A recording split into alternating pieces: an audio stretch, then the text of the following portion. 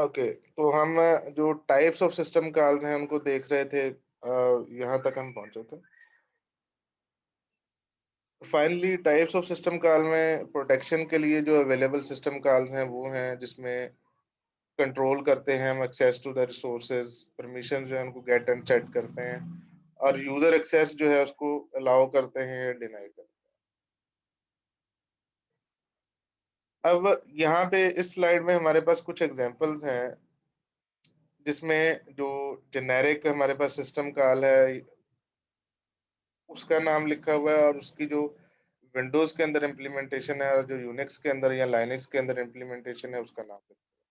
For example हमने कहा था जी कि प्रोसेस कंट्रोल के लिए हमारे पास कुछ सिस्टम कॉल्स हैं। तो हमारे पास जो सिस्टम कॉल विंडोज में है प्रोसेस को क्रिएट करने के लिए वो क्रिएट प्रोसेस है। यूनिक्स में यही सिस्टम कॉल जो है यानी प्रोसेस को क्रिएट करने के लिए फोर्क का मेथड जो है ये सिस्टम कॉल यूज होती है। इसी तरह एग्जिट प्रोसेस जो है ये विंडोज में यूज होता है और एग्जिट जो है वो लाइनक्स के अंदर यूज होता है। वेट फॉर सिग्नल ऑब्जेक्ट जो है ये विंडोज में यूज होता है और वेट जो है ये लाइनक्स के अंदर यूज होता है। इसी तरह फाइल मैनेजमेंट में क्रिएट फाइल जो है वो विंडोज में यूज हो रहा है और ओपन जो है ये लाइनक्स में यूज हो रहा है। रीड फाइल जो है विंडोज में हो रहा है और रीड जो है वो लाइनक्स में हो रहा है। अच्छा, यहाँ पे बाकी तो आप इसी तरह से देख सकते हैं कि ये एक लुकअप टेबल टाइप है कि एक आपके पास सिस्टम कॉल का नाम विंडोज में क्या है और लाइनक्स में क्या है। यहाँ पे एक चीज जो मैं आपको बताना चाहूंगा वो ये देखें कि डिवाइस मैनेजमेंट में भी आपके पास एक रीड की सिस्टम कॉल, लाइक फाइल में से डाटा आपने रीड करना है तो तब भी आप रीड करते हैं, आपने किसी डिवाइस से डाटा रीड करना है तो तब भी आप रीड करते हैं। लेकिन उससे रेलिवेंट जो विंडोज की सिस्टम कॉल है वो आप ये देख सकते हैं कि दोनों डिफरेंट है। एक जगह पे रीड फाइल है, एक जगह जगह पे रीड कंसोल है।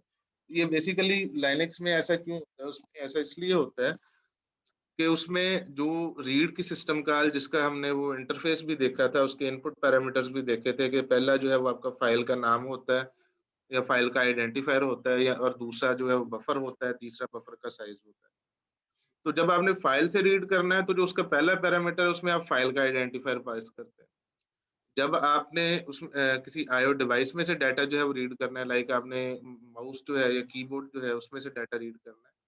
तो रीड में जो पहला आर्गुमेंट है उसमें आप कीबोर्ड का जो आइडेंटिफायर है वो पास कर देते हैं। आप या हम उसको मैनुअली नहीं पास करते, बेसिकली ये सिस्टम कॉल है और ये जो आपका ऑपरेटिंग सिस्टम है वही उसको पास कर रहा होता है। लेकिन बताने का मकसद ये था कि रीड और राइट जो है वो उसी तरह से यूज़ होते हैं लाइनक्स में फाइल्स के लिए जिस तरह से वो अ, डिवाइसेज़ के लिए यूज़।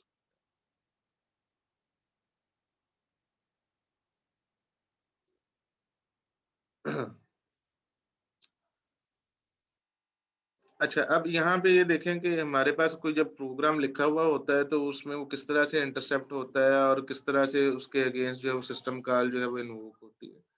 फॉर एग्ज़ाम्पल आपने सी प्लस प्लस में प्रोग्रामिंग की है, उसमें आपने काफ़ी सारे बड़े-बड़े प्रोग्राम जो हैं वो लिखे हुए होंगे।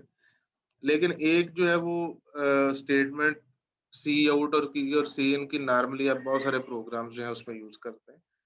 तो उसकी जो कॉरेस्पॉन्डिंग इंस्ट्रक्शन है सी के अंदर वो है प्रिंट एफ। सी आउट की जो सेक्शन है, सी आउट भी यही करता है कि आपका जो आपसे मैसेज लेता है एक स्ट्रिंग और उसको कंसोल के ऊपर प्रिंट कर देता है, प्रिंट एफ भी यही काम करता है। लेकिन जब हम ये कहते हैं कि ये कंसोल के ऊपर प्रिंट कर देता है, तो कंसोल कहाँ पे शो होती है? कंसोल जो है वो हमारे आउटपुट डिवाइस के ऊपर शो होती है। तो आउटपुट डिवाइस के ऊपर अगर हमने कुछ शो करना है, तो इसका मतलब ये है कि हम हार्डवेयर रिसोर्सेज़ जो है उनको यूज़ कर रहे हैं हमारा प्रोग्राम। लेकिन हार्डवेयर रिसोर्सेज़ को तो हम हमारा प्रोग्राम या एप्लीकेशन प्रोग्राम या यूज़र प्रोग्राम जो है वो डायरेक्टली एक्सेस ही नहीं कर सकता है, तो उसके लिए इसका मतलब है कोई सिस्टम कॉल जो है वो जनरेट होती है। तो वो किस तरह से जनरेट होती है कि जब भी हमारा प्रोग्राम यहाँ से एग्ज़ीक्यूट करता है और यहाँ पे एक ऐसी इंस्ट्रक्शन आती है, जो कि हार्डवेयर रिसोर्सेज़ को यूज़ करना चाहती है, तो यहाँ से कंट्रोल ट्रांसफ़र होता है, स्टैंडर्ड जो आपकी लाइब्रेरी है सिस्टम कॉल्स की उसके ऊपर। यहाँ से ये देखेगा कि ये जो प्रिंटफ का काम है, वो राइट की जो सिस्टम कॉल है उसके ज़रिए हो सकता है। तो ये राइट की जो सिस्टम कॉल है वो इन्वोक होती है, जहाँ पे जो एड्रेस होता है वो आपके कंसोल का होता है। ये सिस्टम कॉल जो है पूरी की पूरी एग्ज़ीक्यूट होती है और उसका जो भी स्टेटस हो, ये पहले इस लाइब्रेरी के पास और फाइनली जो है वो आपके प्रोग्राम के पास जो है वो वापस चला जाता है।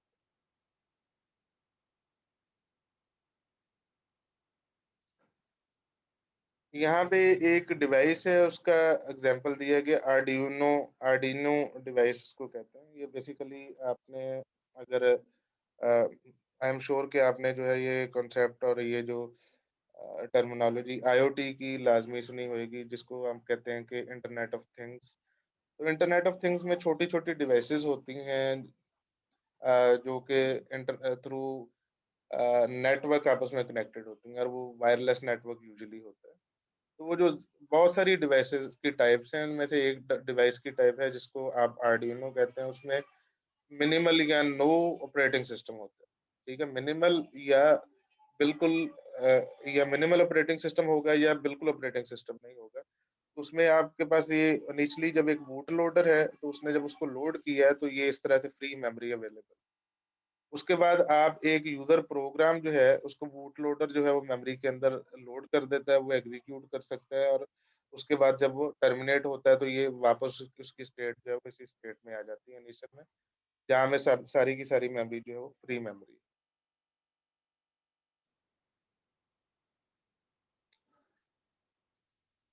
ये हमारे पास लाइनक्स जो है या फ्री बीएसडी, यूनिक्स की जो एग्ज़ाम्पल्स हैं कि उसमें आपके पास मेमोरी का जो स्टेट है, वो किस तरह से होती है। हाई मेमोरी इसमें कर्नेल जो है वो यूजुअली रिज़ाइड कर रहा होता है। कर्नेल जो है वो कोर ऑपरेटिंग सिस्टम का पार्ट है। उसके अलावा ये फ्री मेमोरी है जितने भी अवेलेबल है, उसके बाद ये डिफरेंट प्रोसेसेज़ हैं, प्रोसेस सी है, प्रोसेस बी है, प्रोसेस डी है। उसके अलावा ये इंटरप्रेटर है। ये इंटरप्रेटर जो है वो किसी लैंग्वेज का इंटरप्रेटर भी हो सकता है। ये आपके पास जो है वो किसी कमांड लाइन इंटरप्रेटर जो है उसको भी रिप्रेज़ेंट कर सकता है। अब इसमें जो इसमें जो अ, सीक्वेंस दी गई है उसको अगर हम देखें कि यूज़र लॉगिन करता है और कोई अपना शेल जो है उसको अ, एग्ज़ीक्यूट करता है। लाइक हम अगर कहें कि हमने विंडोज़ में थे तो हमने कमांड लाइन का कर लिया, अगर हम लाइनक्स में थे तो उसका डिफ़ॉल्ट शेल जो है हमने एग्ज़ीक्यूट करना शुरू कर दिया। उसके बाद शेल क्या करता है, fork system call to create process. Like जब अगर ये हमारे पास अगर कमांड लाइन इंटरप्रेटर था तो इनिशियली यही होगा।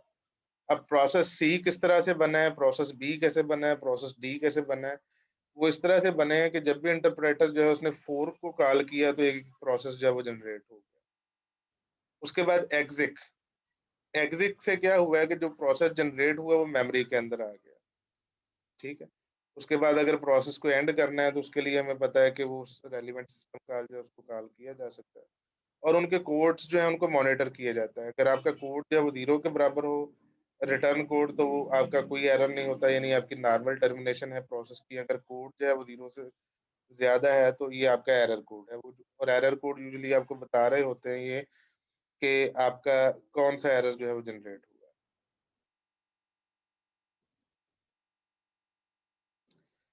उसके बाद है सिस्टम सर्विसेज़। सिस्टम सर्विसेज़ में आप बहुत सारी ऐसी चीज़ें देखेंगे जिसको हमने ऑपरेटिंग सिस्टम की सर्विसेज़ के अंदर भी डिस्कस किया था। सिस्टम सर्विसेज़ और मैंने जैसे शुरू में कहा था लेक्चर के कि इसमें वो चीज़ें हैं जो यूज़र नॉर्मली एक्सपेक्ट करता है कि एक सिस्टम को ये प्रोवाइड करनी चाहिए। उसमें चाहे वो आपका जो ऑपरेटिंग सिस्टम है वो प्रोवाइड कर रहा हो, चाहे आपका जो ऑपरेटिंग सिस्टम के अलावा बाकी कंपोनेंट्स हैं, वो मिलके जो है वो कर रहा है। लाइक फाइल मैनिपुलेशन हमने देखा था कि फाइल मैनिपुलेशन जो है ये ऑपरेटिंग सिस्टम को करना पड़ता है। स्टेटस इन्फॉर्मेशन जो है ये भी ऑपरेटिंग सिस्टम देता है और यूजुअली ये सम टाइम जो स्टेटस इन्फॉर्मेशन है ये फाइल्स के अंदर स्टोर्ड होती है। प्रोग्रामिंग लैंग्वेज सपोर्ट जो है ये नेटिवली ऑपरेटिंग सिस्टम नहीं दे देता है। उसके लिए हमें अगर हमने सी को यूज़ करना है तो हमें उसका कंपाइलर इंस्टॉल करना पड़ता है। अगर हमने जावा को यूज़ करना है हमें जेवीएम इंस्टॉल करना पड़ता है। पाइथन को यूज़ करना है तो उसके जो एग्जीक्यूटेबल्स हैं, उसके जो इंटरप्रेटर्स हैं उनको हमें जो है इंस्टॉल करना पड़ता है। प्रोग्राम लोडिंग और एग्जीक्यूशन जो है ये हमने पहले भी देखा कि ये काम जो है ये ऑपरेटिंग सिस्टम जो है वो का काम है। कम्युनिकेशन भी ऑपरेटिंग सिस्टम का काम है। बैकग्राउंड सर्विसेज़ जो है वो कुछ ऐसी सर्विसेज़ जो है वो हमेशा जो बैकग्राउंड में रन कर रही होती हैं। इसको बैकग्राउंड सर्विसेज़ भी कहते हैं, इसको डेमन्स भी कहते हैं, सर्विस डेमन्स भी कहते हैं। तो ये ऑपरेटिंग सिस्टम का कोर पार्ट नहीं है, ये आप किसी भी अपने दूसरे फंक्शन के लिए जो है बैकग्राउंड सर्विसेज़ बना सकते हैं। उसके अलावा फाइनली आपके पास है एप्लीकेशन प्रोग्राम। इसकी एग्ज़ाम्पल हमने पहले भी देखा है, जिस तरह ब्राउज़र है, जिस तरह वर्ड है, एक्सेल है, पावर पॉइंट है, तो ये भी कोर ऑपरेटिंग सिस्टम का पार्ट नहीं। लेकिन यूज़र का view point of operating system जो है वो यूजुअली इससे बनता है, जो-जो सिस्टम आपको सर्विसेज़ जो है वो प्रोवाइड कर रहा हो।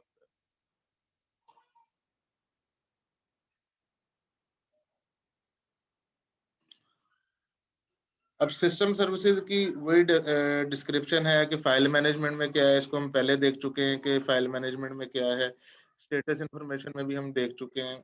इसमें सिर्फ एक चीज़ जो है वो नई होगी कि आपके पास जो है वो रजिस्ट्री होती है कुछ ऑपरेटिंग सिस्टम में, अ, जो जिसमें कॉन्फ़िगरेशन जो की इन्फॉर्मेशन होती है, तो ये आपको ज़्यादातर लोग जो हैं वो इस चीज़ से अवेयर हैं कि जो विंडोज़ है ये एक ऐसा ऑपरेटिंग सिस्टम है जो कि रजिस्ट्री को यूज़ करता है। स्टेटस इन्फॉर्मेशन जो है उसको रखने के लिए और कॉन्फ़िगरेशन जो है उनको सेट और अनसेट करने के लिए। फाइल में मॉडिफ़िकेशन जो है इसमें टेक्स्ट एडिटर्स होते हैं जो फाइल्स को मॉडिफ़ाई करवाने के लिए हमें डिफरेंट चीज़ें देते हैं। स्पेशल कमांड्स होती हैं जिसमें हम फाइल के कंटेंट्स को सर्च कर सकते हैं या उसको ट्रांसफ़ॉर्म कर सकते हैं।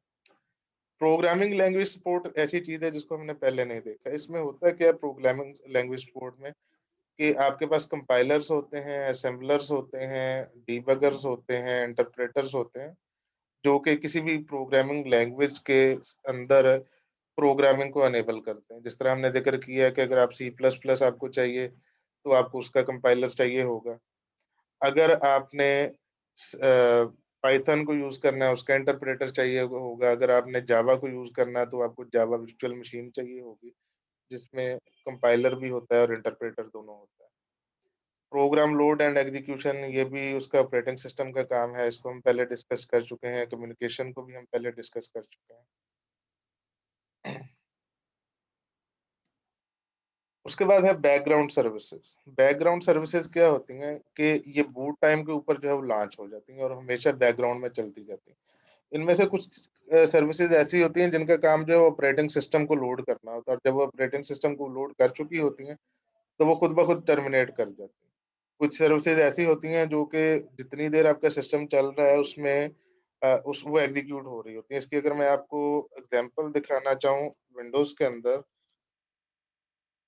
तो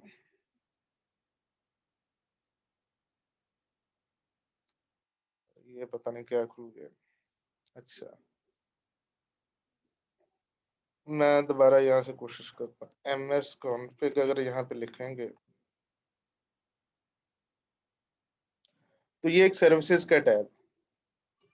इसमें देखेंगे जितनी भी सर्विसेज़ आपके पास चल रही हैं, बैक एंड सर्विसेज़ हैं। ये स्टेटस आपको नज़र आ रहा है, इसमें से आप इसको सॉर्ट कर सकते हैं कि सर्विसेज़ जो है वो रनिंग। तो यहाँ पे आप देख सकते हैं कि कितनी ज़्यादा सर्विसेज़ हैं जिनका स्टेटस रनिंग में है और ये जितनी देर आपका सिस्टम चलता रहेगा, ये सर्विसेज़ जो है वो रनिंग में हो जाएँगी। इसमें किसी सर्विस का मकसद ये होगा कि आपका डेस्कटॉप जो है वो आपको नज़र आता रहे। किसी सर्विस का मकसद ये होगा कि आपके सिस्टम के ऊपर जो है वो डेटाबेस सर्वर जो है वो आपको रिस्पॉन्ड करता रहे और इस तरह की चीज़ें। तो इनमें से कुछ चीज़ें जिनको आप कह सकते हैं कि ऑपरेटिंग सिस्टम का पार्ट है और कुछ चीज़ें ऐसी होंगी जो कि ऑपरेटिंग सिस्टम का पार्ट नहीं होंगी, बल्कि वो दूसरा उसकी एक्सटेंशन होगी किसी तरह से। इनको हम सर्विसेज़ भी कहते हैं, सबसिस्टम्स भी कहते हैं और डीमन्स भी कहते हैं। उसके बाद फाइनली एप्लीकेशन प्रोग्राम है, जिस तरह ब्राउज़र है, जिस तरह वर्ड प्रोसेसिंग है, जिस तरह ये प्रेज़ेंटेशन के सॉफ्टवेयर हैं।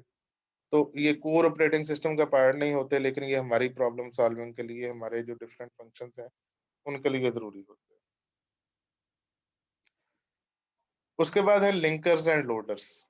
लिंकर्स और लोडर को देखने के लिए हम यहाँ से देखने के बजाय हम इस ये जो डायग्राम है इससे देखते हैं कि फॉर एग्ज़ाम्पल हमारे पास एक सोर्स प्रोग्राम था जो हमने सी लैंग्वेज में लिखा हुआ है, उसमें मेन डॉट सी जो है वो हमारी मेन फाइल है। उसके बाद हम उसको करते क्या है, उसको हम कंपाइल कर लेते हैं।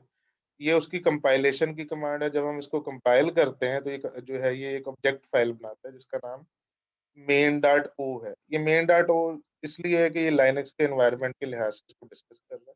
शायद विंडोज़ में भी ओ फाइल बनती हो या कोई और फाइल बनती हो, इसको आप चेक कर सकते हैं। ओ फाइल जो है इसको आप ऑब्जेक्ट फाइल भी कहते हैं। अब ऑब्जेक्ट फाइल जो है इसको लिंक करना है। लिंक किसके साथ करना है? दूसरी ऑब्जेक्ट फाइल्स के साथ। दूसरी ऑब्जेक्ट फाइल्स के साथ क्यों लिंक करना है? कि आपका प्रोग्राम जो है उसमें ज़रूरी नहीं है कि वो सिर्फ़ एक ही फाइल के अंदर लिखा हुआ हो। आपने उसके डिफरेंट पोर्शन जो हैं, वो डिफरेंट फाइल के अंदर हो सकता है इम्प्लीमेंट किए हों। तो इन सबको आपस के अंदर लिंक करके एक उसका एग्जीक्यूटेबल जो बनाना है, इस काम को हम कहते हैं लिंकिंग।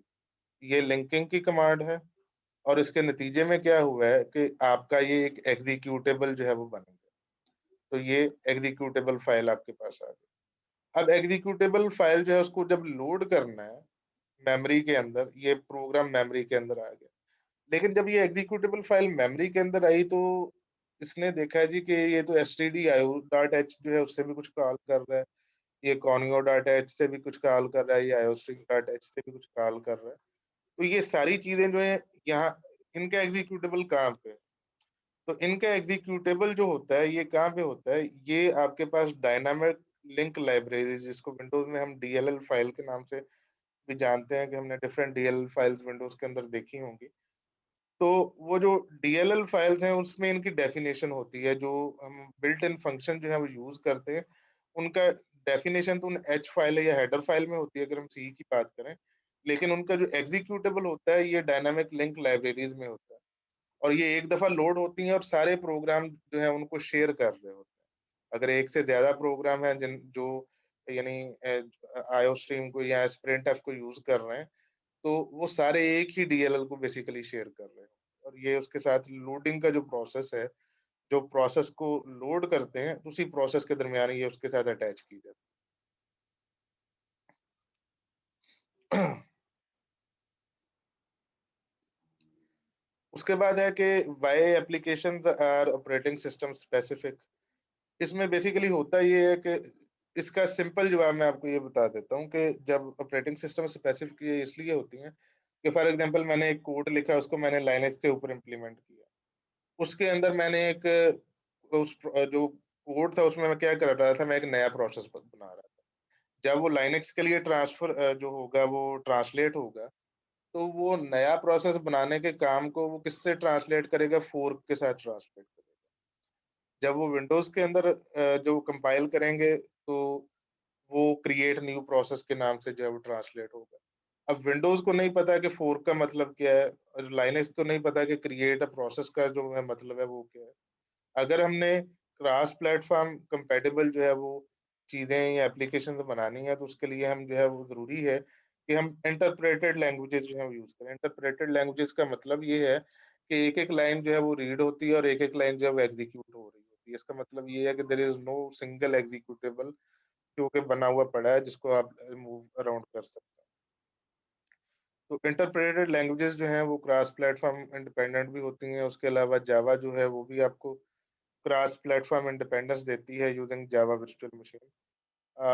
अगर सी या सी प्लस प्लस के प्रोग्राम है, इनको आपने मूव करना है तो आपको दूसरी जगह पे दोबारा कंपाइल करना पड़ेगा। लाइक मैंने एक प्रोग्राम लिखा, विंडोज़ पे लिखा, विंडोज़ पे कंपाइल किया, उसके एग्जीक्यूटेबल को रन कर दिया। अगर वही मैं सोर्स कोड जो है उसको उठा के लाइनक्स पे ले जाता हूँ, वहाँ पे दोबारा कंपाइल करता हूँ, तो वहाँ पे एक डिफरेंट एग्जीक्यूटेबल बनेगा जो कि सिर्फ लाइनक्स के लिए होगा। विंडोज़ का जो एग्जीक्यूटेबल है वो उस लाइनक्स पे नहीं चलेगा, लाइनक्स का जो एग्जीक्यूटेबल है वो विंडोज़ पे नहीं चलेगा। लेकिन ये काम हम कर सकते हैं कि हम सोर्स प्रोग्राम को एक प्लेटफ़ॉर्म से उठाएँ, दूसरे पे ले जाएँ और वहाँ पे जाके जाके कंपाइल कर लें। तो यहाँ तक आज की हमारी डिस्कशन थी, आज के लेक्चर की। बाकी जो है इंशाल्लाह हम नेक्स्ट लेक्चर में नेक्स्ट वीक में डिस्कस करेंगे।